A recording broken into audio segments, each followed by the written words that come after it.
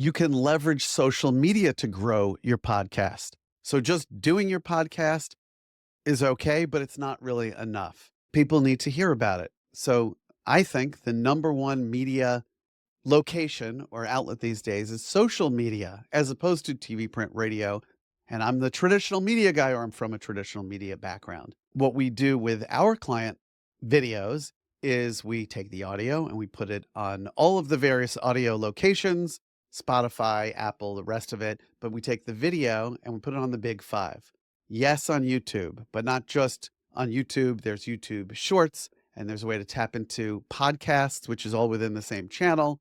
There's TikTok, which really is helpful for discovery, being able to have the algorithm show it to new people. So that would be upright clips and those shorts, as they're called, which in YouTube is called shorts, and they're called reels on Instagram and Facebook, which brings us to those other two, Instagram and Facebook, should be over there. And there are some auto posting tools that are out there, and we use a combination of auto posting and human posting because there's some pros and cons to some of that. And then finally, the last one is LinkedIn.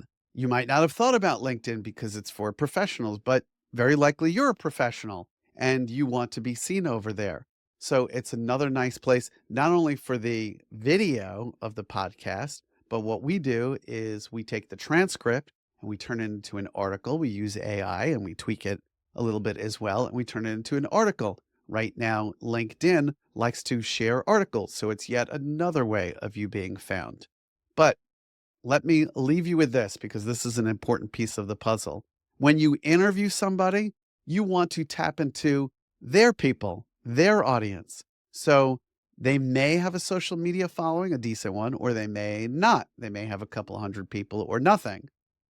But you should encourage them to share it, and you should go into some of the posts. I know there's only so much time in a day, but you should interact with people because at some point people will be talking and they want to hear from you. They might have questions. So you want to go in there a little bit as well. And if you use one of the auto posting tools, sometimes they have in there a place where you can answer on the different social networks, but in one spot. That makes it a step easier. Or you can, in your browser, keep favorites of the various tabs and then go in there once every day or two or a couple of days, or at least once a week, and at least engage with people, and that will make a difference. Please like and subscribe. You ever hear that at the end of a YouTube video, or probably somewhere even in the beginning of the YouTube video? Or, hey, if you found this valuable, make sure to click a like. It really goes a long way in us being found in the algorithm. Have you ever heard somebody say that? I have. And you get to decide what's right for you. But when it comes to audience feedback, that's one way of getting feedback. Are they liking you? Are they clicking one of those buttons? Are they sharing? Are they bookmarking you? Are they writing in the comments? And, hey, if you're watching this on one of our social media channels, add in the comments if you believe that this is the truth. Is this something you would do? You can talk to the audience. I would look at the camera when you're talking to the audience because it shows that you are, in fact, talking to them, but you want to get feedback. Another thing you can do is actually pay attention to your social media or ask people. You can take an informal poll or a formal poll. Any of these things will give you feedback. When you do your first 10 episodes or your first 100 episodes, you are learning. You're learning what works.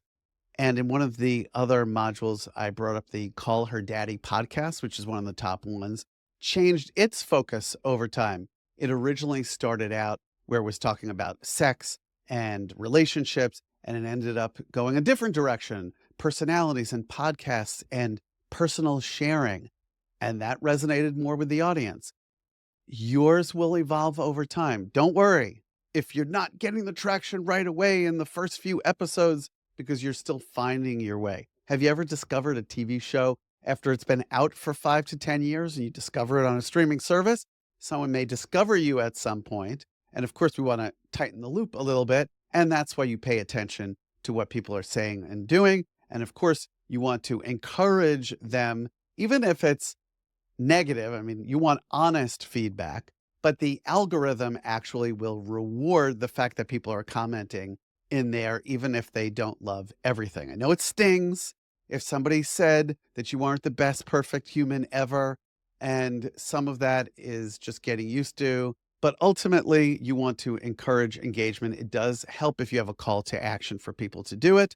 And just to prepare you, the way the world works, things break out into an 80-20. If you're familiar with the 80-20 principle. And if you were to go to Amazon and look up a book of somebody that you think that you like, let's just pick Oprah, and you look at a book that she wrote, probably 80% of the reviews are positive, and at some point, 20% somebody will say, I didn't like this chapter or this wasn't good. And what I'll say for you on social media, if you get any negative comments, the algorithm still rewards that people are commenting in there. I know we don't want to have it and we might be thinking and worrying about it, but of course, the opposite of nothing happening is probably how things will start, and then over time, that's okay. It's not the end of the world. Let's not even worry about that part. Let's just focus on calls to action and just getting some sort of engagement.